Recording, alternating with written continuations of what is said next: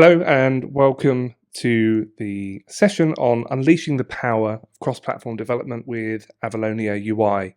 So this is a jam-packed session, tons of demos, but I think we need to start right at the top.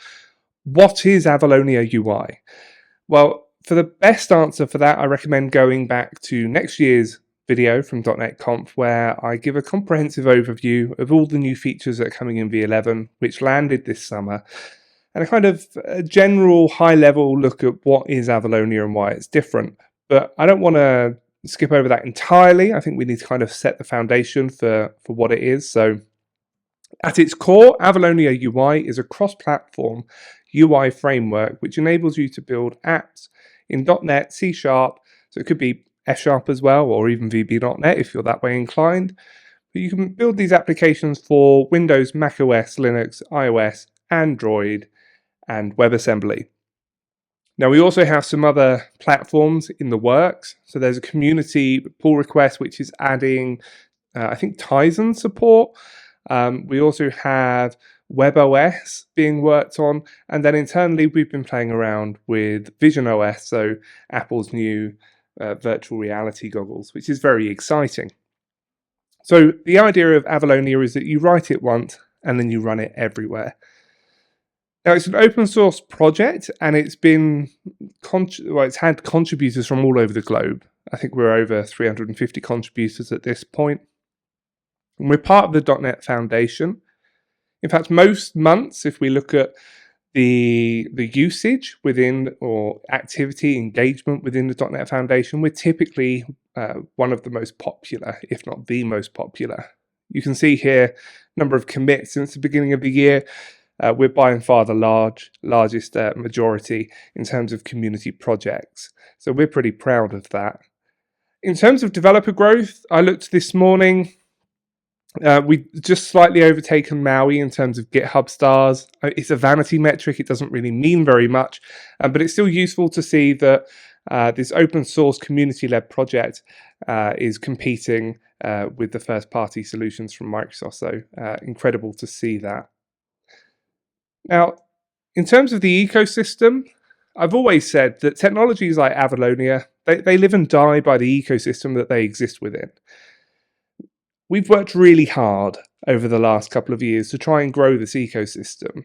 So we've now seen companies such as ActivePro, JetBrains, Wilderness Labs, TeamDev, Go, Kitware, T-Charts, and many, many more starting to build and support Avalonia. Now, there are some very exciting projects in the works from some large control vendors, which I think is going to really help the ecosystem grow even further. But yeah, we've seen a huge amount of growth within this aspect of the project.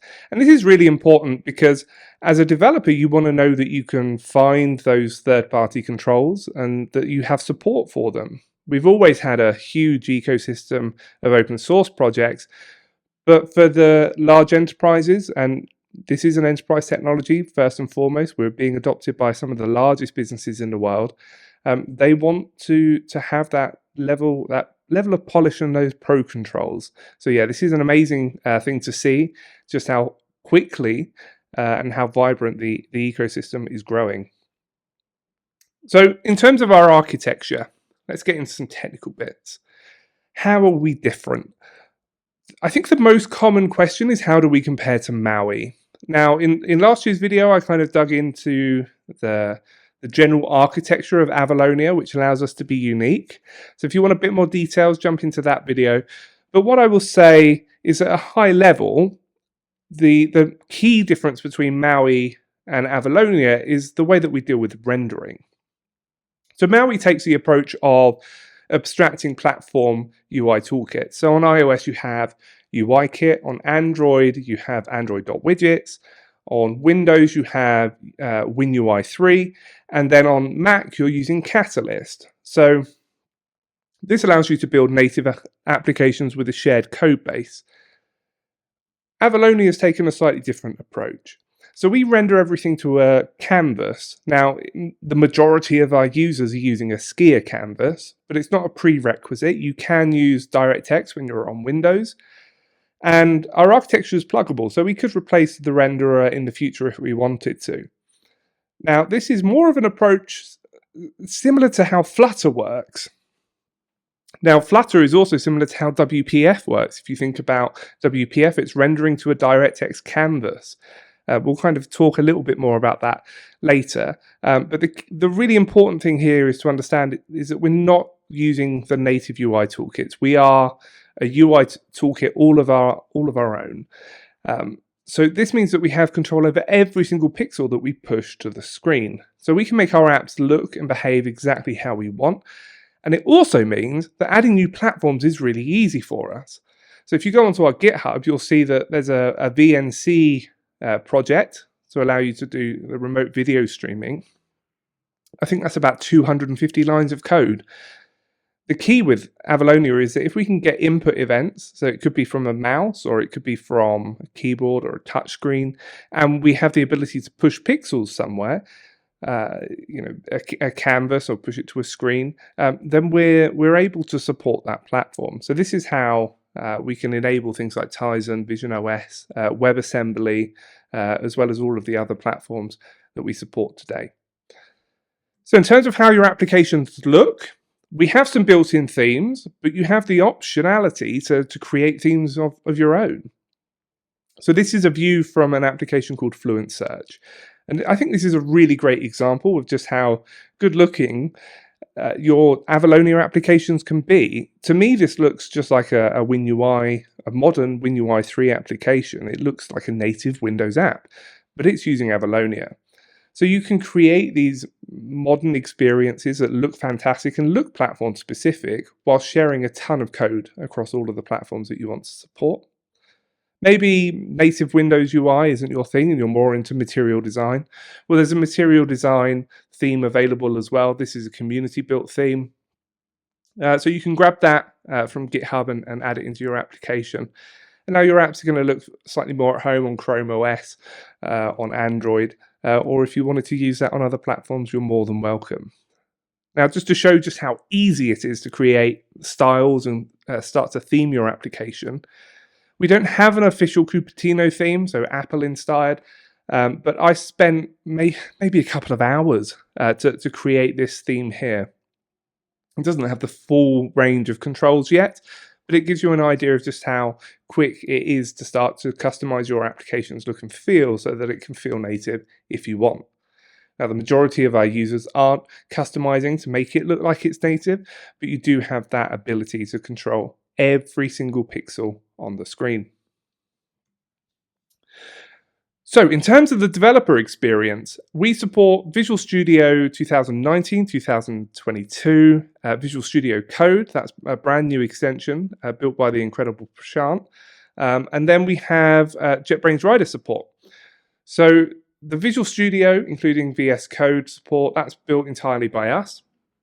And we give you XAML IntelliSense or XAML code completion, as well as a XAML previewer. So as you're writing your XAML, you can see how the code looks. On JetBrains Rider, we have those same things, but the IntelliSense is built by the team at JetBrains. So it's infinitely better. The dev experience is just much, much nicer because we're mostly focused on the UI framework rather than the tooling. We will get to sorting out the tooling and improving it in the future, but if you want that best dev experience, then I recommend using Rider. They have free trials available, so give it a download and give it a go. With that said, let's jump into Rider, and I'll show you what the dev experience is like. So I'm going to pull slightly closer into the computer here. And we're going to do a new solution. Now, I've installed the dotnet template, so I've got a couple of options. We have MVVM app, which is MVVM, so model view model. We have the .NET app. Now this is more like the code behind. So if you're familiar with WinForms, where you double click a button and you go to the code behind, that's this kind of template. And then we have a cross-platform application template, which is effectively the MVVM template, but with additional platforms. So we add in the mobile platforms and the WebAssembly platforms. Right now, we'll just do a standard desktop app, and we will call it hello.net conf. Let's make this a bit bigger. So the first thing, let's look at the CS proj. We can update that to .NET 8 if we want to. In fact, let's give that a go. All of our packages come from NuGet. There's no magic involved. You don't have to install any workloads to get any of this working. You just install the templates, or you can create a .NET project and then add these dependencies in yourself. We have our main window, and we have some view models. Now I'm going to build this. And the reason I'm building it is just to get the previewer to work. So if I click this button here, instantly I can see the previewer. So as I'm changing this XAML, we're going to see the previewer update. It's quite difficult to type when you can't see the keyboard, but I will try my absolute hardest. Let's make that a bit bigger. Let's do 40. Let's do foreground equals red. And you can see we've got full IntelliSense here. Let's copy that, but let's put it into a border, which will do background blue, corner radius 20. Let's do padding equals 50. And then let's put that text block back inside of it. Dun, dun, dun. Let's copy those and we'll pop them up here. There we go. It's not pretty, but it is demonstrating how this all works. So let's run this. So this is kind of XAML that you'll be familiar with if you've built a MAUI application, or you've built an application with WPF or Silverlight or WinUI or any of the flavors of XAML. Now, it's inspired by WPF, but it isn't a clone of WPF. It's not a one-to-one match. So I'm going to show you another little demo here. So our good friends, Bill and Boyd at ActivePro, they've created a set of themes and custom controls that are available to you. So the theme is free. There's a couple of additional bits that are paid for. But if you're building an Avalonia app and you want a really, really attractive theme, then I highly recommend grabbing this from ActivePro. There's a link in the end. I'll share a link to a website where you can grab all of this stuff. But yeah, have a look at this. I mean, this is just stunning. And for the kind of line of business applications that we see, or embedded applications, this is really a great example of a stunning application. You know, your internal applications don't have to be ugly. If it's external, you need it to be pretty. Yeah, and this is, I really like this. I'm going to be using this on all of my example applications from now on. So yeah, I highly recommend you grab the theme from ActivePro. So we don't have much time, so let's continue. Embedded Linux. Embedded Linux and Linux in general is one of our most popular platforms. In fact, it really surprised me when I got involved with Avalonia that I expected it to be kind of macOS and Linux to be the most popular, but it's Windows and Linux with macOS trailing in third. Now, what we see is that it's a ton of businesses that are building industrial devices. They might be measuring devices or scientific devices, and they're running embedded Linux, and they have some kind of screen.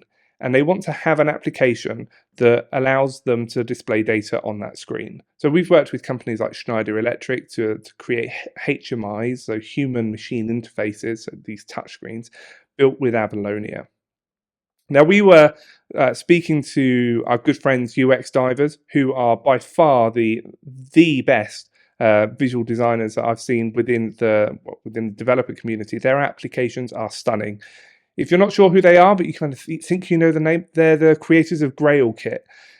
Now, they're interested in getting into Avalonia, and so they've created this absolutely stunning application. And we're going to be releasing the source code in a couple of weeks. You can grab a register link from our website, link at the end of this talk, in able to get the source code for this. But yeah, I just want to show you the app. It's really, really stunning.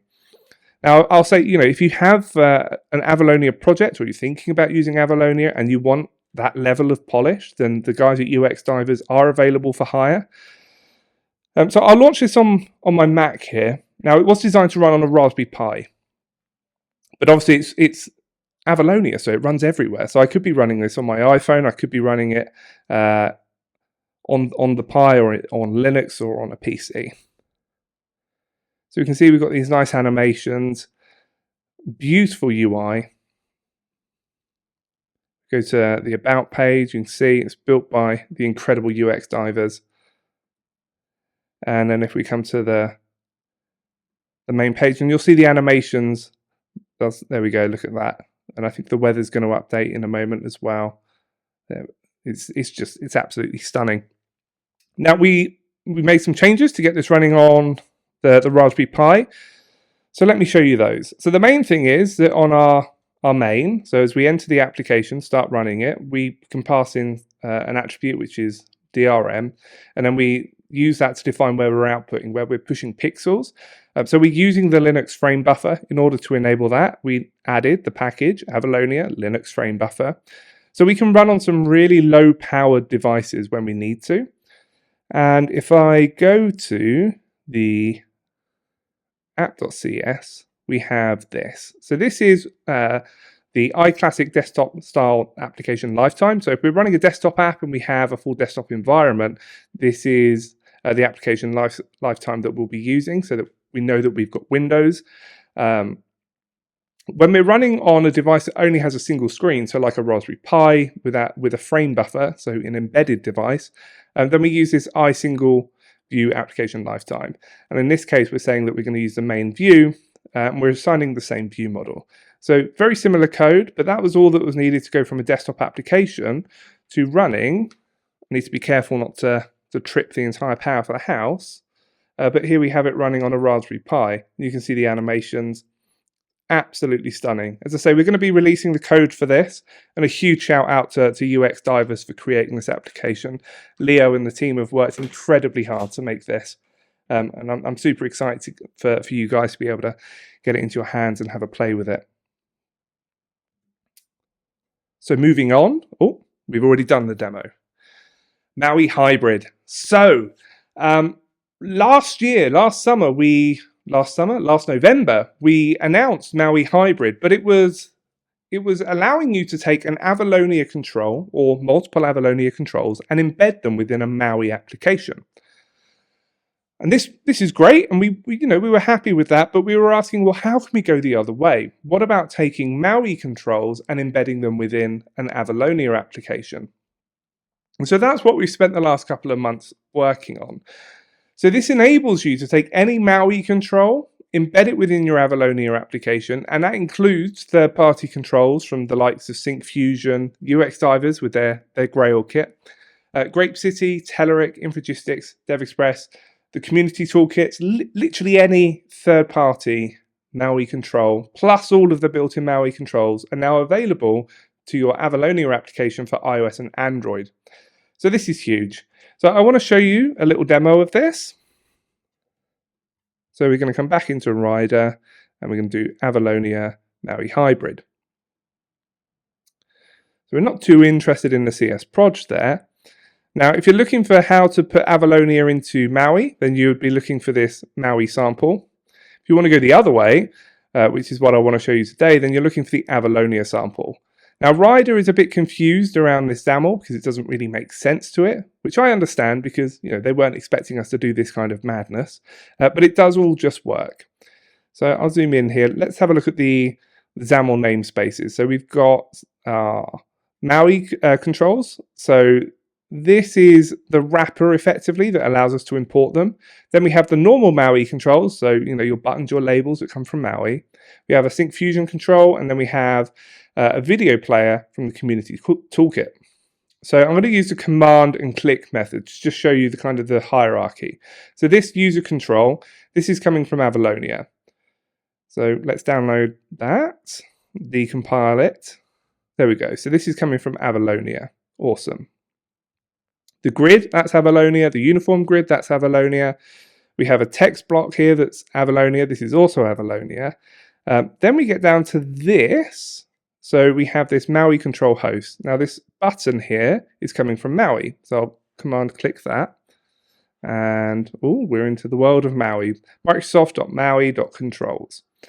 Now, if we go down further, we have Avalonia again. So if I click that, Avalonia text box. But then we have this Sync Fusion circular progress bar. Now, this was designed for Maui. It's got no concept of Avalonia, but it's working now within an Avalonia application.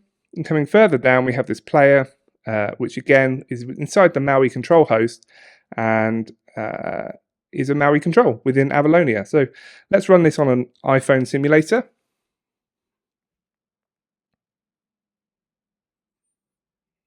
Wait for the debugger to initialize.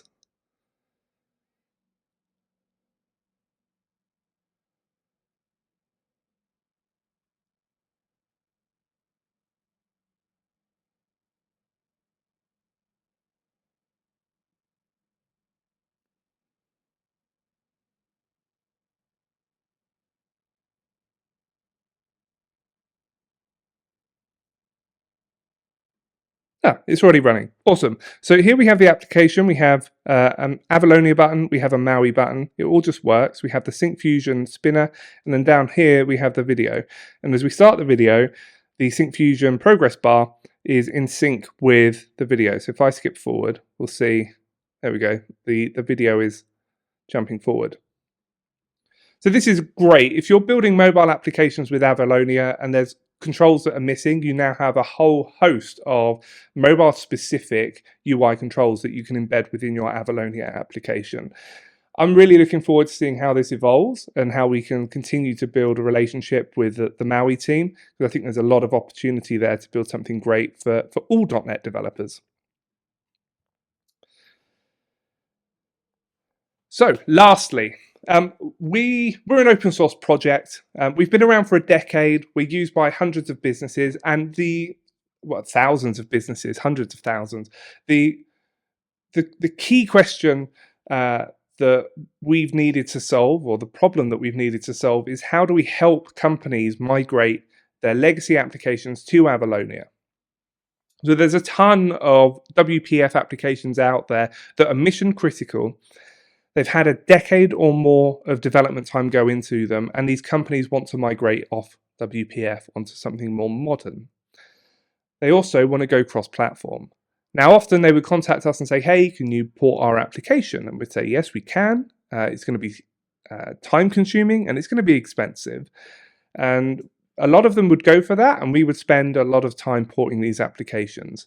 So we'd reinvent the wheel for the customer. It'd take, in a good case, a couple of months. In a bad case, our largest project's taken 2 years to port. Now, that's a long time for any business to just stand still whilst their competitors continuing to ship new features. So we were looking at how do we solve this. So we created Avalonia XPF. Now, this is a commercial product. It enables us to fund the open source work that we do, but it is a cross-platform fork of WPF. So it's not only API compatible, but it's binary compatible. And this is really important because it means that all of the third-party controls out there that work for WPF, they just work with Avalonia XPF without needing to be recompiled, without the maintainers having to create custom versions just for XPF. It just works. Now, right now, we support Windows, macOS, and Linux. We do have browser and mobile coming next year. We've got proof of concepts. If you want to see those, then email us and we can schedule a call to demo them. So I want to show you how this works.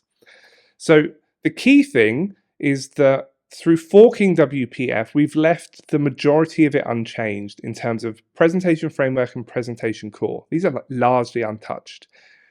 The key difference is in this mil core layer. So this is a compositional renderer for WPF. I mentioned before that WPF renders to a canvas just like Avalonia. Well, it's this part of the code that we've replaced with Avalonia. So this means that there's very minimal changes occurring in the top layer, so applications just work, and it also makes it really easy for us to rebase when there are new additions that come into the WPF repository. So let me show you an XPF demo. So I'm going to show you an app that we've shipped this. You can grab this from our website. Here it is, Family Show. So this is a family tree. This is like a really old demo from Microsoft that we've got running on macOS and Linux. So it shows the family tree for the British royal family. and it's very performant. It all just works as you would expect. Let's zoom in and out. Look at that. Now you might be asking, why is the menu bar here? On a Mac it should probably be up here. Well, we give you platform APIs within WPF to enable that if you want to, but we didn't want to make too many changes to this application. We wanted it to be largely untouched. Now the main change that we make for a WPF app to go cross-platform is we update the project SDK. So let me load up a sample app here. So this is a huge application from Syncfusion.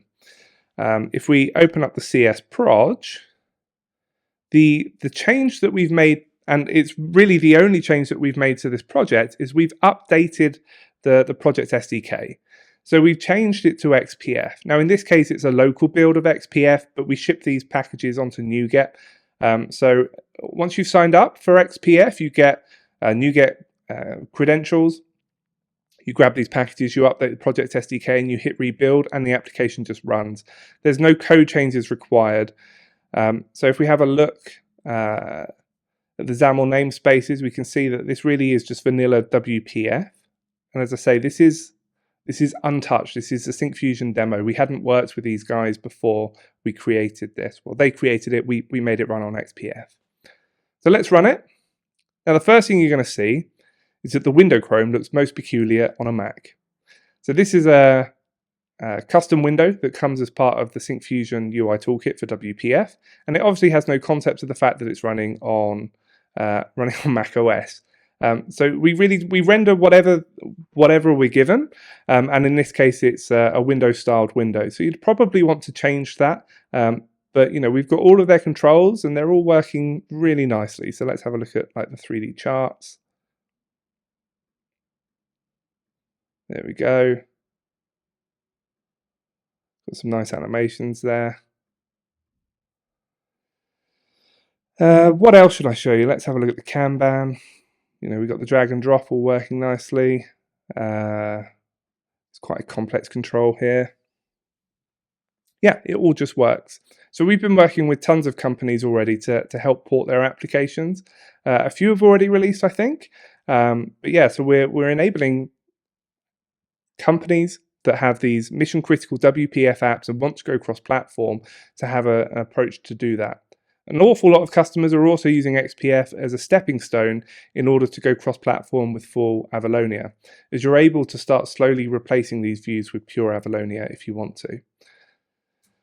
So thank you so much. I've put together a load of links to different things, so the demos that you've seen here. So if you want to check out some of the code, you want to learn more about like Active Pro or the demo from the wonderful UX divers, then go to avaloniaui.net/.net conf, and you will find a ton of resources there. Thank you so much, and I look forward to seeing you in the community. Thank you.